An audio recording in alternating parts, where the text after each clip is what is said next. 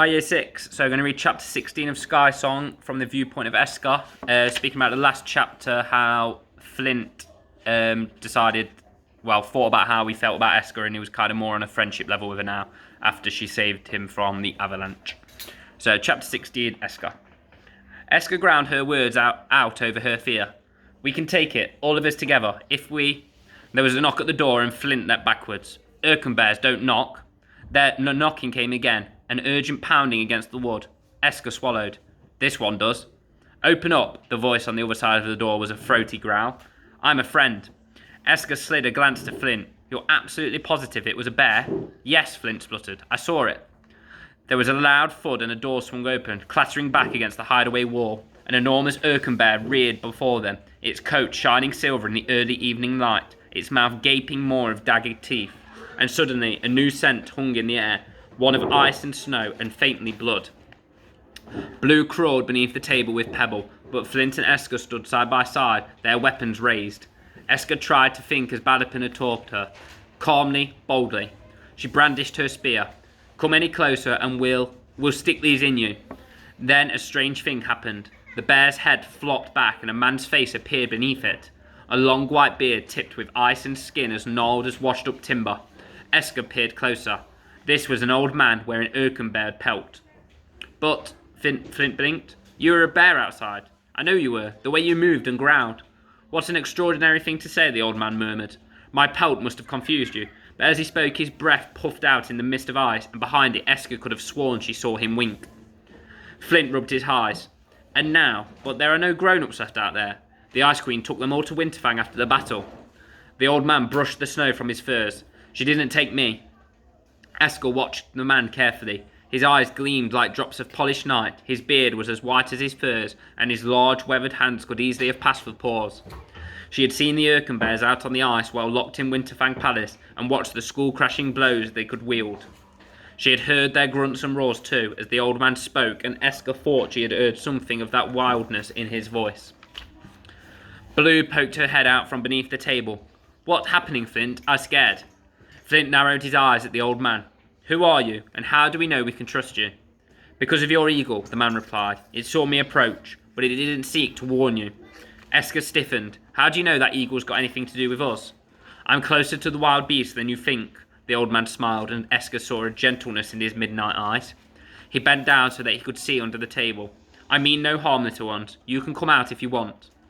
Blue scooped Pebble into her arms, but stayed where she was. You feed Pebble. He hungry again. The old man drew a pouch out of his pocket in his furs. Inside were cubes of frozen meat. He'd placed several before Pebble's paws. The foxpup waddled out of Blue's lap, sniffed the meat, and then munched hard before letting out a small burp. Blue grinned. I, Blue. Boy is Flint, best brother in world, and girl is Esker. She my friend. The old man straightened up. I'm glad to have found you all, for things I had to say you must hear. Esker half turned so that she could whisper to Flint. We need all the help we can get before we set off for the Nevercliffs, and he's right that Balapin would have warned me if there was a dark magic in the air. I think we trust him for now. Flint nodded to the old man. Take a seat, but if you try to remember anything, Esker wasn't lying. We'll stick the spears in you. They gathered round the table and thought it was an old man that sat in the chair opposite them, as Esker couldn't help feeling as if she was in the presence of an Erkenbear, and that made her sit up and listen hard. The visitor leant forward and his pelt shimmered. My name is Whitefur, though many of you know me as Evering Wander One. Flint turned his knife over his hands. Which tribe do you belong to? The old man raised an eyebrow. No tribe that you would know of, boy. Flint frowned. Everyone belongs to a tribe. Fur, feather, tusk. That's how it works. He glanced at Esker. I think. Whitefur shook his head. Belonging is not knowing your tribe. It's about trusting people, whatever their tribe. He paused. There are many ways to belong. Esker's cheeks reddened because although Whitefur had directed his reply at Flint, something about his words tiptoed close to their heart. I walk with the wild, Whitefur said, with Erkenbears and snowy owls, with wolves and drifting carabao. That's my tribe. He looked at Esker. And I know who you are, child. Esker's pulse pumped. You're like me, a wanderer, someone with an unbreakable bond to the wild. Wanderer? Esker turned the world over in her head. You don't slot into a tribe, perhaps, but you fit in with the wild. You're part of it. Just look at the bond you share with that eagle. He paused. There are only a handful of us scattered across the land now, and when the Ice Queen took you, we feared the worst. Esker leant forward, hungry for the truth. Took me from where? From your mother and father, Whitefur looked down. They're wanderers too. Esker's heart fluttered as the pieces of her past gathered closer. Wanderers hear and see other things, miss, Whitefur went on, and we knew, from the way the whales sang and the wind blew that night last spring, that the Tusk shaman, under the influence of the Ice Queen, killed the Tusk chief. But when your father visited the Fur and Feather tribes and tried to explain the truth, they wouldn't believe him. He tried to tell them that the only way to defeat the Ice Queen would be to fight back again using Erkenwald's magic. But mistrust and suspicion had already started working their way into people's hearts and minds, and before long the bonds between the tribes and the people's belief in Erkenwald's magic had crumbled. When the day of the battle came, the Wanderers fought alongside the Fur and Feather tribes, but we were small in numbers and unable to conjure up enough magic to force the Ice Queen back. Esker bit her lip. My parents fought in the battle? Whitefur nodded. And you did too? You've been wielding bows and arrows since you were tiny, and no matter how many times your parents tried to persuade you to stay hidden that day, they couldn't keep you from their side. You were adamant that you wanted to fight. He looked down and was silent for a few moments. Your mother was killed out on the ice, by a wolverine bewitched by the Ice Queen. The old man's eyes softened. She loved you, Esker, with a fierce kind of love that could rattle mountains. Esker felt the room sway. She had a mother, one who'd loved her, but knowing that had come too late. Beneath the table, two little arms wrapped around her legs.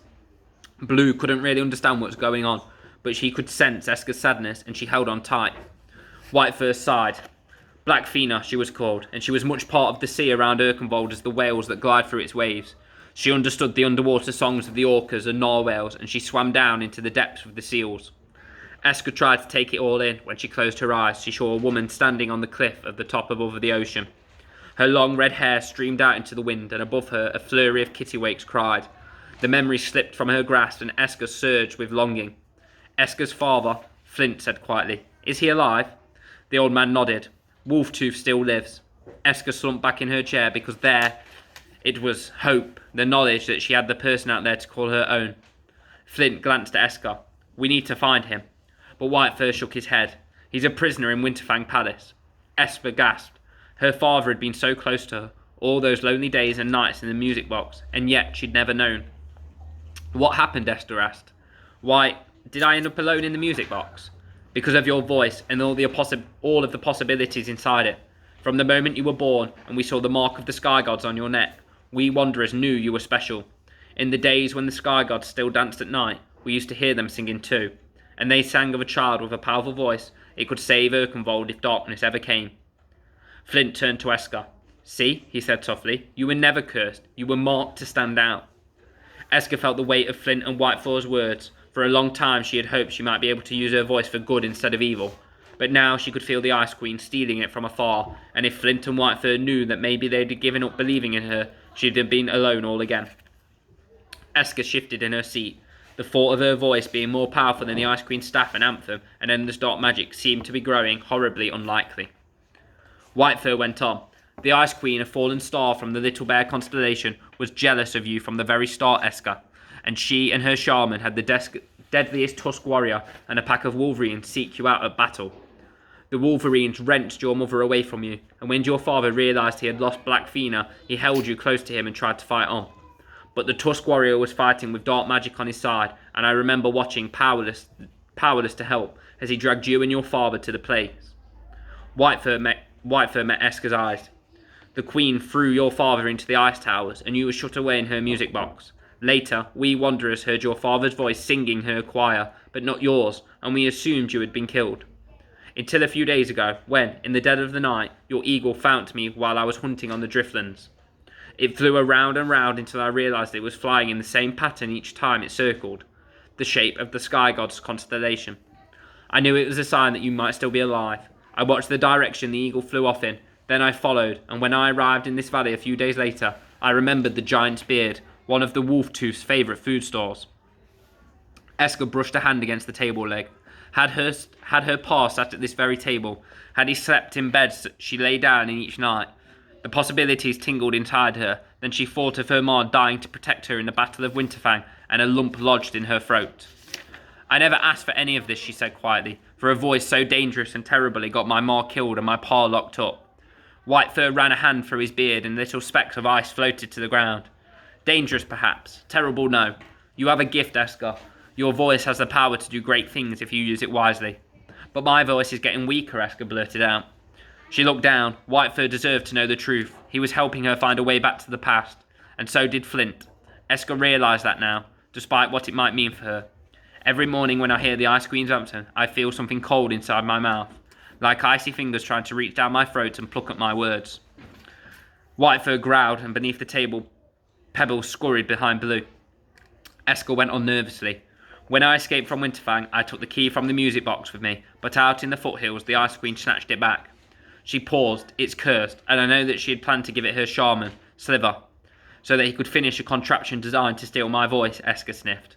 At the moment, the Ice Queen can only weaken my voice, but it won't be long before she finds a way to take it completely. Esker waited for the disappointment that was bound to follow, but where that could have been, she found loyalty instead. Then, when we have less time, I thought, Whitefur replied. We must act quickly. Esker glanced at Flint. Knowing that the Ice Queen has found a way to steal your voice doesn't change things, he said. We're still in with a chance, however small, of saving Erkenwald. But how can my voice hold back an Ice Queen, a terrifying shaman, and an army of Tusk Guards when it's growing weaker by the day, Esker cried. Whitefur's eyes glittered. A voice is a mighty thing, Esker. When everything is taken from you, your family, your home, your friends, your dignity, you still have a voice, however weak it sounds. The light from the lamp on the table made shadows flicker on the rocky walls as night folded around the hideaway. And your voice has the power to silence the tribes, command animals and shake the sky, if you can prove that you are the rightful owner of the Skysong.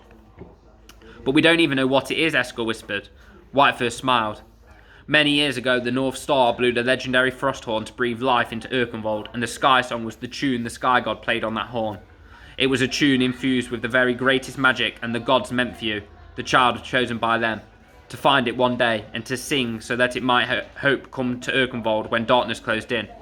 He sighed, but the Ice Queen wants your voice so that she can use it for a different tune, one full of dark magic that will call it the Fur and Feather tribes in, then tear down the Sky Gods. Flint took a deep breath and Esker realised that he too was struggling to understand now. How do we find the Skysong if it's just a melody? How? Asked Blue from under the table, though the word didn't carry any understanding. It was just an echo, a reminder that she wanted to be heard too. The gods used to sing of Esker's quest. Whitefur drew himself up as he looked at Esker. His words came deep and growled. You must find the forgotten Frosthorn and blow it from the stars before the Ice Queen steals your voice. Only then can you unleash the Skysong and bring hope back to Erkenwald.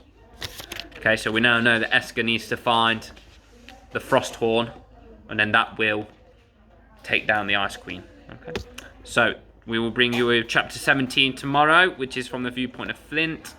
Make sure you subscribe, like, comment, notifications, all that jazz. See you tomorrow.